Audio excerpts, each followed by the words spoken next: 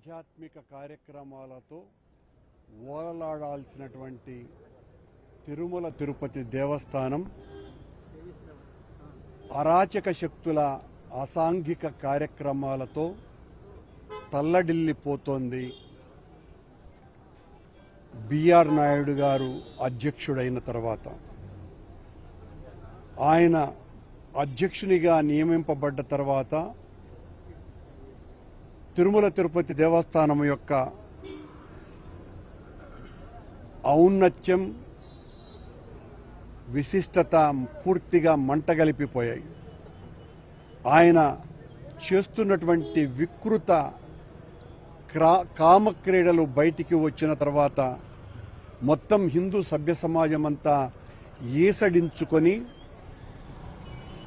ఆ వ్యక్తి ఆ పదవికి అనర్హుడు, ఆయన రాజీనామా చేయాలి లేదా ఆయనను తిరుమల తిరుపతి దేవస్థానం నుంచి గెంటివేయాలి అని మొత్తం హిందువులంతా కూడా గొంతెత్తి ఘోషిస్తున్న, నిమ్మకు నీరెత్తినట్టుగా ఉన్న కూటమి ప్రభుత్వం, ముఖ్యమంత్రి చంద్రబాబు నాయుడు గారు ఇలాంటి అసాంఘిక కార్యక్రమాలను ప్రేరేపించి ప్రోత్సహించేటువంటి వ్యక్తులను వెనకేసుకు రావటం మూలంగా బిఆర్ నాయుడు గారు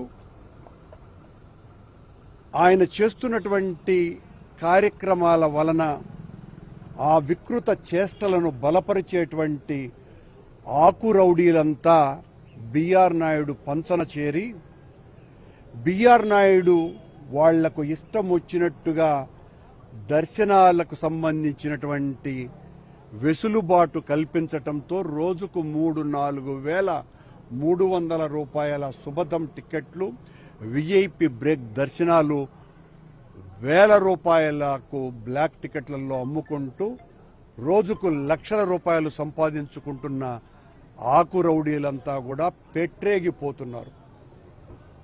2 రెళ్లు 4 అన్నందుకు గుండాలు గండ్రాళ్లు విసిరే సీమలో క్షేమం అవిభాజ్యం అంటే జైళ్లు నోళ్లు తెరిచే లోకంలో ఇప్పుడు మనం ఉన్నట్టుగా స్పష్టంగా అర్థమవుతుంది.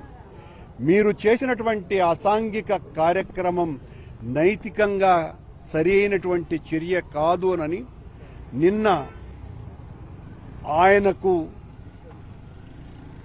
నిరసన వ్యక్తం చేసేటువంటి కార్యక్రమాలు చేస్తే బిఆర్ నాయుడు పెంచుతున్నటువంటి ఈ ఆకురౌడీలంతా కూడా మహిళల పట్ల అత్యంత దారుణంగా, ఎంతో అసభ్యంగా, మా నాయుడు కంటే ఇంకా మేము నీచంగా వ్యవహరిస్తాం రోడ్ల మీదనేనని దుర్భాషలాడుతూ మహిళలని చూడకుండా వాళ్ల పెదాలను రక్కేటువంటి కార్యక్రమం చేసి శాంతియుతంగా ధర్నా చేస్తున్నటువంటి 13 మంది మీద తప్పుడు ఎస్సీ ఎస్టీ కేసుల్ని బనాయించటం, ఈ ఆకురౌడీలంతా వాళ్ళ ఇష్టం వచ్చినట్టుగా మాట్లాడటం, మమ్మల్ని ఊళ్ళల్లో ఉండనివ్వరట, మమ్మల్ని ఇంటి నుంచి బయటికి పోనివ్వరట. బిఆర్ నాయుడు గారు పీఠాధిపతులతో, మఠాధిపతులతో, మతాధిపతులతో, ఆచార్య పురుషులతో వాళ్ళ అద్భుతమైన ప్రవచనాలు, వాళ్ళిచ్చేటువంటి ప్రసంగాలు, అనుగ్రహ భాషణలతో ఎంతో పవిత్రంగా బాసిల్లాల్సినటువంటి తిరుమల తిరుపతి నీవు పెంచుతున్నటువంటి ఈ పెంపుడు కుక్కలైన ఆకురౌడీల బూతులతో పూర్తిగా నిండిపోయింది. బిఆర్ నాయుడుని ఏ రాజకీయ వ్యక్తులు పెద్దవాళ్లు సమర్థించటంలా సంఘంలో ఉన్నటువంటి వాళ్ళందరూ కూడా ద్వేషిస్తున్నారు, అసహించుకుంటున్నారు. ఈ ఆకురౌడీలంతా కూడా విచ్చలవిడిగా వాళ్ళు ఇష్టం వచ్చినట్టుగా ప్రవర్తిస్తున్నారు. ఈ ఆకురౌడీలు, బిఆర్ నాయుడు బెదిరింపులకు భయపడే వాళ్ళెవరూ లేరు.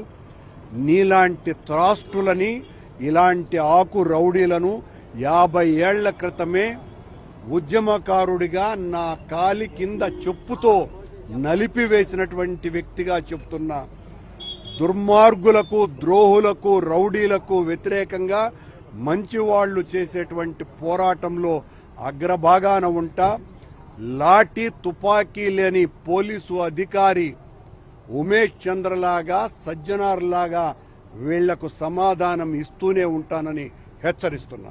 అంటే జరిగిన దాడికి సంబంధించిన వ్యవహారాన్ని కూడా అబ్యూజింగ్ చేసే విధంగా సోషల్ మీడియాలో ట్రోల్ చేస్తారు. ఒక మహిళపై జరిగిన దాడిని సైతం ఇంతకంటే దారుణం మరొకటి లేదండి. ఒక మహిళ పెదాలను రక్కటము అంటే ఈ రౌడీలు అది అత్యాచారం కిందికి వస్తుంది. అత్యాచారం సంగతి దేవుడెరుగు. ఆమె మీద ఎస్సీ ఎస్టీ కేసు పెట్టారు. ఇప్పుడు ఒక ఆవిడ చెయ్యి ఆల్మోస్ట్ వాళ్ళు విరిచేశారు. ఇంత దారుణాలు జరుగుతున్నాయి. ఇవన్నీ కూడా బిఆర్ నాయుడు పెంచి పోషిస్తున్నటువంటి ఆ పెంపుడు కుక్కలైన ఆకు రౌడీలు చేస్తున్నటువంటి పని. అతను పీఠాధిపతుల్ని మఠాధిపతుల్ని ప్రోత్సహించటం లేదు. ఇలాంటి ఆకు రౌడీలందరినీ కూడా తన పక్కన ఉంచుకొని మా మీద, వైఎస్ఆర్ కాంగ్రెస్ పార్టీ కార్యకర్తల మీద, మహిళల మీద ఉసికొల్పుతున్నాడు.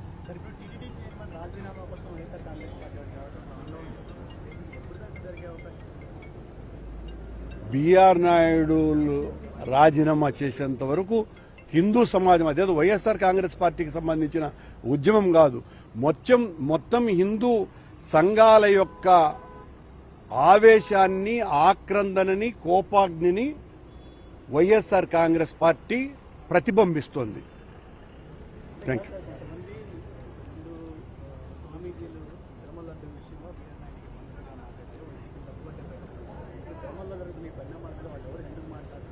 అది మీరు అడగాల్సిన ప్రశ్న కదా.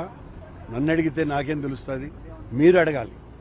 హిందూ సమాజాన్ని కాపాడాలనుకున్నటువంటి మహాపురుషుల యొక్క స్పందన పత్రికా విలేకరులుగా మీరు అడగాల్సినటువంటి బాధ్యత మీది.